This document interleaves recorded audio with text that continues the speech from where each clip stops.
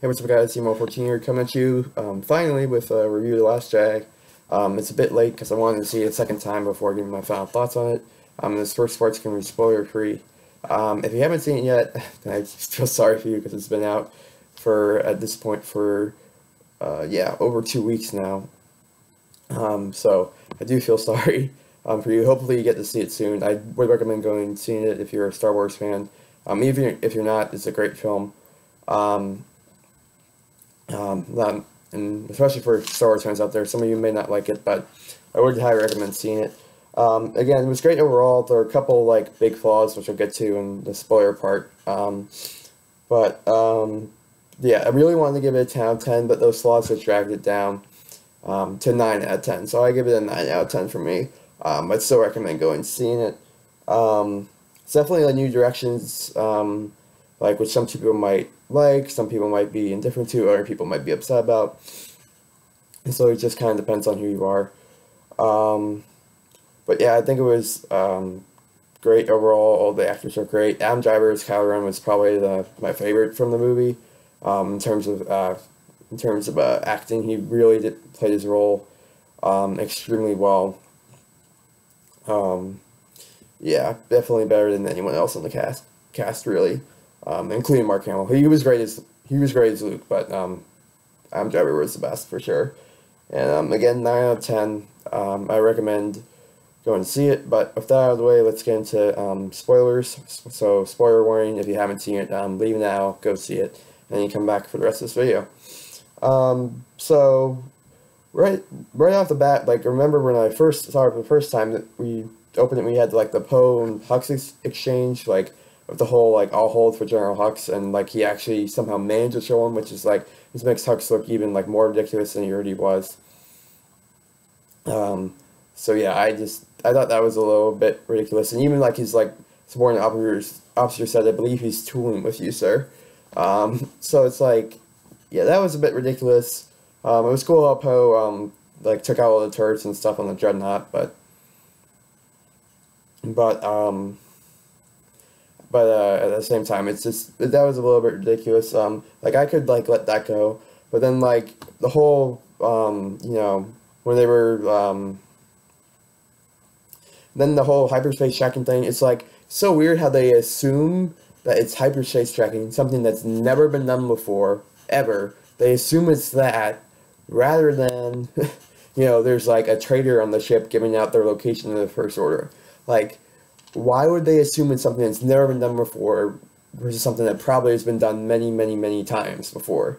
Like, what? That was ridiculous. So, that right there, I could potentially have ignored that. But then the real thing was like when the Force were caught up to them again, and they had the whole fuel crisis thing. I thought it was a bit ridiculous because it's like, okay, so wait, you can't have like a Star Destroyer like appear on the other side of the cruiser or something, like go into hyperspace and then come back in front of the cruiser. You can't have like your fighters like go close to the cruiser and bomb it and harass it. Like, I mean, even Kylo Ren was doing it first. Like, I mean, like I know they said like you know, they can't cover them because they're out of range, but I feel like Kylo should be able to, like, you know, he's Kylo, he'll be able to be fine. So, like, I just don't understand why they couldn't catch up to the ship. Anyway, yeah, that was one of the reasons why I brought it down from 10 out of 10 when I first started my initial reaction to a 9 out of 10. Both in thinking afterwards and then in seeing it again. Yeah, so, and that was fine. Like, a lot of people complaining about, you know, Leia floating in space. I think that was fine in terms of, like, her using the Force, but, like, but there is one question of, like, okay, so did she sense, like, oh, crap, the ship's about to blow up, let me, like, meditate real quick or something, and then she, like, that's how she survived, like, the initial exposure to space, or was it, like, she really did get exposed to space, but somehow for the Force was able to revive herself? Like, yeah, that seemed a little unclear, but I'm totally fine with her having the ability to float through space and stuff. Like, she's Force sensitive, that's fine. Let's see. and also another reason why I brought it from 10 out of 10 to 9 out of 10, Admiral Holdo, that, I don't, like, first of all, I don't understand why they even had her character in the first place. Like, I mean, Laura Dern was fine portraying her and all, but, like, in terms of plot, like, why? Why are you there? Because, you know, if she had just told Poe the whole plan, like, he wouldn't have, you know, been such a pain in mutiny. Like, she could have just told him, like, hey, we're going to fuel up the transports, and then get to the plant down below, and that they won't be looking for them, and then we'll escape, and then just hang out there till the First Order leaves. So, even though, like, I guess, like, if they destroyed the cruiser and, you know, destroyed the cruiser and, sorry, wow. If they destroyed the cruiser and, you know, they were like, wait, did we get everyone, or did we not? Or they would either assume, I guess, that they got everyone.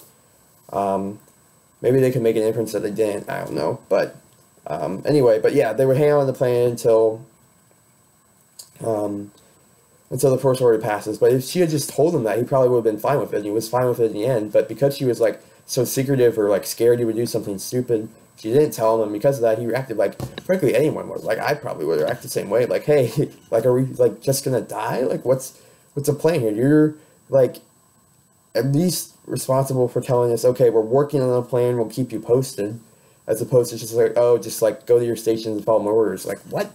Like, no, here's what you need to do. I won't give you all this as set, but here's what you need to do to get ready for the plan. So, yeah, I thought that was a bit ridiculous and could have saved a whole lot of trouble. She just... Okay, sorry about that. My dad had to give me a note about something. But I kind of thought it was ridiculous how Admiral Holo felt the need to, like, hide the plan with Poe, and that just led to a lot of problems that could have been solved easily otherwise. And then another bad part of it was, like, the casino arc, like, with Rose and Finn. I felt like Rian Johnson totally wasted their characters there. Like, nothing really substantial came out of that, except, like getting the tracker, like, they even weren't supposed to get in the first place, and who somehow could do the thing, like Maz said only one other person could do, and it's like, only one person could do, but there's someone else who could do it, and so that was a bit ridiculous, and the whole, like, you know, animal race thing, and the casino and everything was pointless. There was, like, no character development there. I mean, they explored, like, that everyone benefits from war and stuff, like, both sides, weapon series held to both sides, both the Resistance and the First Order. But it was just really, like, really though, like, why are we having this? Like, there was no overall point to it. Yeah, there was just no overall point to it, in my opinion. And then, so I guess, yeah, I guess that's pretty, and then the porgs were, like, completely pointless. They weren't, like, some, like, secret, like, you know, manifestation of the Force or anything like that. They were just, like, basically Disney's marketing toy. Like, they did really nothing but provide comic relief throughout the movie. And I guess the humor, I liked the humor in the movie. I didn't find it off-putting. Some people might, it kind of takes them out of it, but for me it was great, especially with the, like, caretakers of the island and their interactions with Rey. That was pretty funny. So let's see, getting on to the good stuff, I guess, the more in-depth stuff. I'm probably not going to go into stuff in depth. I'm probably going to talk about Snoke and Luke on their own more fully in a separate videos. But, like, with the, I'm saying this low because my sister hasn't seen it and she's downstairs, so I don't want to take any chance of her hearing it, but with the death of Snoke, like, I found that very surprising. Even, like, the first time I saw it, I even laughed out loud for the first, like, 15 seconds afterwards in the theater, because it was just not because I thought it was ridiculous, but because just my brain, like, really couldn't process it. It was like, wait, what? That just happened? And so, like, I was like, what? And so, like, yeah, I laughed for a good bit. And, like, well, it's definitely surprising, but, like, I'm not upset with it. It's a new direction Rian wanted to take. I mean, I guess it's kind of disappointing we get into his backstory again. I could make a more separate video about that whole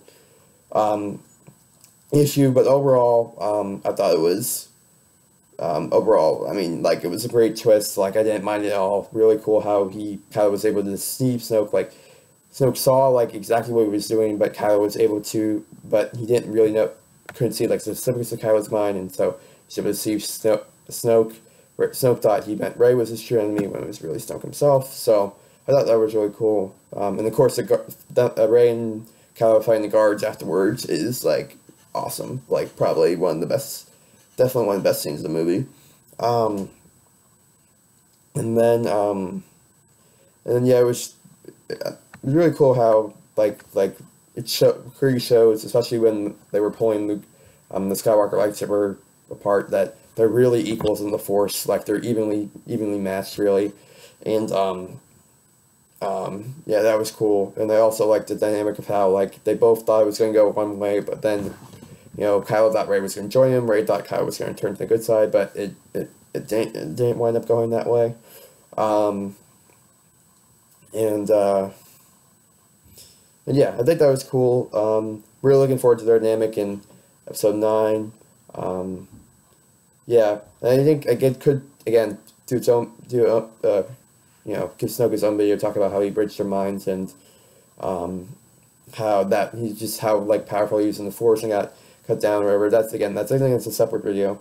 With Rey's parents, I think like both Kylo and Rey truly do believe that her parents are nobody, regardless of whether that's true. I don't think Kylo's lying. At first I thought he was, but then it was like, as listening to other people talking about it, I was thinking about it, it was like, no, like, they both like kind of saw each other's future when they touched hands, for the mind merging in the hut on Octu, and they both saw each other's future, and so like they both saw each other's future as they like personally view it or something. I don't know, but like I think Rey like really truly believes her parents are nobody, and then Kylo like saw that and then he believes that as well. But like whether or not like that's something Rey's just telling herself, it's just some memory she has, or kind of handling like covering up who her parents really are.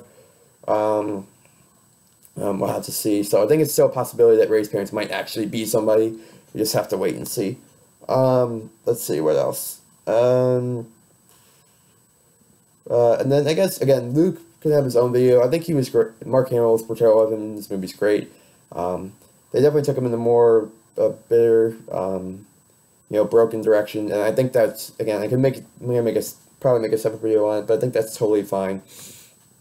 They definitely could have gone in a lot of fans like are upset that they didn't go with, where it's like he's kind of like just like almost like still perfect like Jedi Master that can handle anything, But I think like they definitely could have gone that direction. I would have been fine with it, but the direction Rian Johnson went with him being like broken and not wanting to like help out anymore and being kind of jaded, like that's totally fine in my opinion, for sure. So yeah, and then I guess just again, we'll make a couple of individual videos after this, focus on specific aspects of the movie.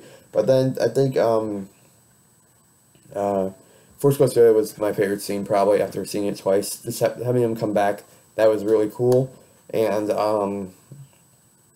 having him do what he did with the lightning was also like basically makes a plot hole in the entire original trilogy, because it's like, okay, so if Yoda can do that, why can't Obi-Wan like love the Death Star in Episode 4? In Episode 5, why does he say he can't interfere in a battle between Luke and Vader? That's just clearly not true. Like in Episode 6, why can't they blow up the Death Star again? Why couldn't they interfere with the Emperor? Because if Yoda can freaking just be like, and then call down lightning, like, why can't they do stuff in the other movies? But I mean, it's definitely cool, but definitely a big plot hole. But the reason I liked it most was because it was a Yoda puppet, which wasn't the same as the puppet in Episodes 6 or 5, a little different, but it was a puppet instead of CGI, which is cool. And then also like just to hear him like lecturing Luke again was pretty entertaining and amusing and awesome and stuff. So yeah, and then wow, yeah, I actually still have a lot to talk about. There is so much in this movie. I feel like again with Rose and Finn, they were definitely wasting the casino arc. Like they honestly probably, even like again, I said Adam Driver was the best as Kylo Ren, but they probably could have stolen the show if they had given a better arc, had more substance, something to do. Like, I think it would have been better if, rather than them, like, them looking for a codebreaker, had them, like, like, be trying to, like, get into the ship or something, and then, like, have them, or, like, going to a planet, looking for the codebreaker, but instead of having like the local police be hunting them, have like Phasma be after him because they detected the ship leaving the cruiser, and then have like Phasma and a squad of First Order stormtroopers be looking for them, have them kind of a chase for that, and then like I guess you can have it go the same way after, but it was just there was no like character development, no point really other than like a lecture on our society, like our real life society, so with the whole war thing and everything, so. Yeah, so, and then one of the biggest things, like, when, like, Finn was, like, going to the cannon, like, and this may sound a bit wrong to some people, but, like, if you're gonna have him, like, be attempting to, like, selflessly self-sacrifice, then follow through. Don't have Rose come out of the freaking nowhere and be like, no, we're not gonna fight by just destroying what we hate, but saving what we love. And that right there sounds like very Disney to me. Like, I didn't come across that way at first, but that right there was like, wait, yeah, that is, first of all, that's definitely not a concept in any other Star Wars movie. And second, that sounds really like from a Disney, like, princess movie, to be honest. Like, it was like, and then, like, and that, even that, anyway, yeah, he should have, I think it would have been so much better and meaningful, and, like, probably would have, definitely wouldn't have erased, like, people's, like, complaints with the movie that they saw, but definitely would have made the movie end, like, a lot better if they had just had him sacrificed, because, like, it would have been giving him such a meaningful death, something for the rest of the Resistance to rally behind. It would have, like, you know, bought the Resistance more time without having, you know, Luke show up in the Force direction, which maybe could have meant he could have been alive for Episode 9. And yeah, I was just like, I remember in the theater, I was like, oh my goodness, he's gonna get it. And the first time I saw it, oh my goodness, he's gonna die. Wow, what a meaningful death. And then Rose comes out of nowhere, I'm like, what? And like, anyway, yeah, so that was ridiculous. And then she freaking kissed him at the end, and I'm just like, why? And like, he looked just as shocked as most of the audience was about that, like Finn, like, or John Boyega even. Like, I don't know, I'm kind of suspicious that it was like, they were taking takes for that scene, because obviously you do multiple takes for a scene in movies and stuff, but like, they were doing multiple takes for that scene, and then, in just one of the takes for whatever reason, like, Kelly Marie Tran, who's the actor who plays her, decided, you know, just mess around, maybe, I guess, and like, kiss Finn or John Boyega, and then for some reason Ryan was just like, oh yeah, that's the shot, let's keep that one.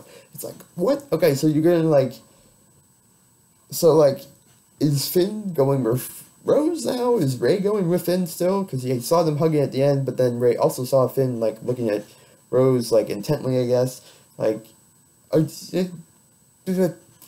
and also, like, there was no, like, indication of romance at all. That's another thing. Like, they were just, like, kind of, like, going on an adventure together. Like, there was no indication of romance between them, like, at all going throughout the movie. So, that was just out of nowhere ridiculous. And now I'm confused. Like, is Bray getting with Finn? Is Bray not getting with him? Is she getting with Poe now? Because he met her for the first time. And, I mean, like, yeah, it was just friendly introduction. But at the same time, the Finn's going with Rose. And, like, is Rey not going to have anything happen romantically? Is she just going to, or is she going to have Poe? Like, what, or is that how she brings Kylo back? Like, I don't know. I think that whole part is ridiculous. But, and then the Force reaction with Luke, I thought was, like, I guess disappointing. Kind of want to see him throw down, but at the same time, it's like, it was still, like, fine. Like, he's kind of at the end of his rope. They clearly showed that in the movie. That's the direction I went with. And for him to, like, just buy time for Resistance, that was cool.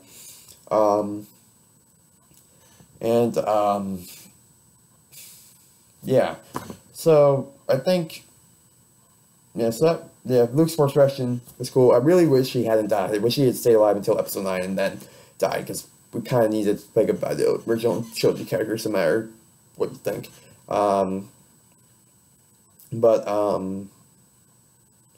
Yeah.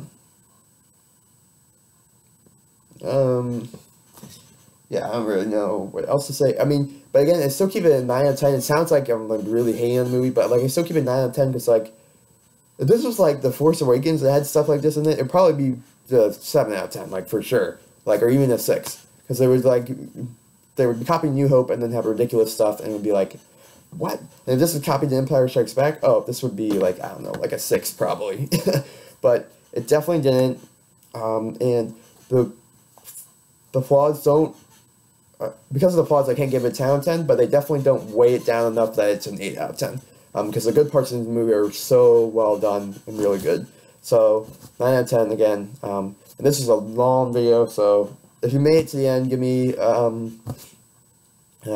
hashtag Luke Skywalker in the comments down below. And let me know what you think. Again, I'm planning, I guess, at some point, I don't know when, honestly, but at some point making, like, separate videos on Luke and Snoke and my thoughts on them, and, like, future directions for the movie and stuff. And I'll be getting into more, like, when I make the Luke video, I'll definitely get into more into, like, Luke, like, almost wanting to kill Ben and stuff like that, so, definitely delve into that more there, but, anyway, guys, thanks for watching. Please like, comment, subscribe. Playlist will be below that you can check out other things that I do, like our reviews and discussions, Yu-Gi-Oh! Matches and stuff. They'll be in the description below. Other than that, thanks for watching, and have a great day, guys. See y'all next time.